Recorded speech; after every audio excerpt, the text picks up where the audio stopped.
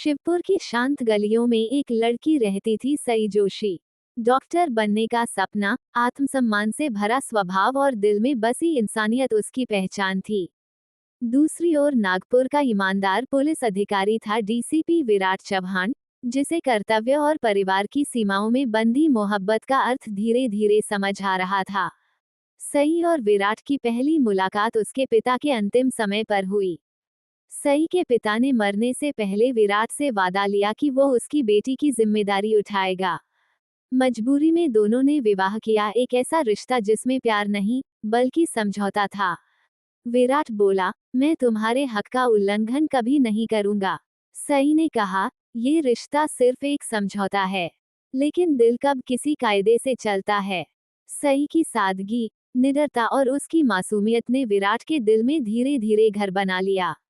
वही सई, जो कभी सिर्फ डॉक्टर बनना चाहती थी, अब विराट की परवाह में सुकून ढूंढने लगी।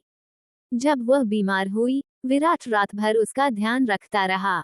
जब विराट पर झूठे इल्जाम लगे, सई ने सबसे लड़कर उसका साथ दिया।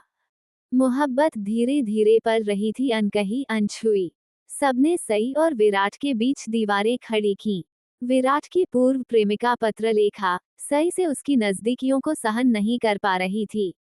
एक दिन, एक बड़ी गलतफहमी ने सई को तोड़ दिया। सई ने कहा, अब और नहीं, मैं जा रही हूँ। विराट चुपचाप देखता रहा, शायद कहना चाहता था, रुक जाओ, मगर कह नहीं पाया।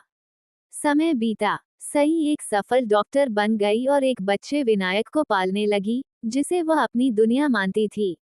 उसे नहीं पता था कि यही बच्चा विराट का बेटा है। किस्मत ने एक बार फिर उन्हें आमने सामने ला खड़ा किया। अब सई सिर्फ एक पत्नी नहीं, एक माँ भी थी।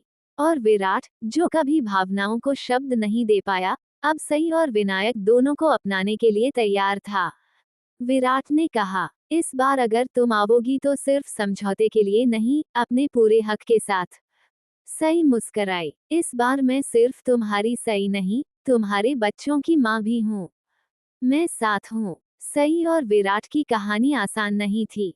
ये टूटी, बिखरी, फिर संवरी। मगर अब यह अधूरी नहीं थी।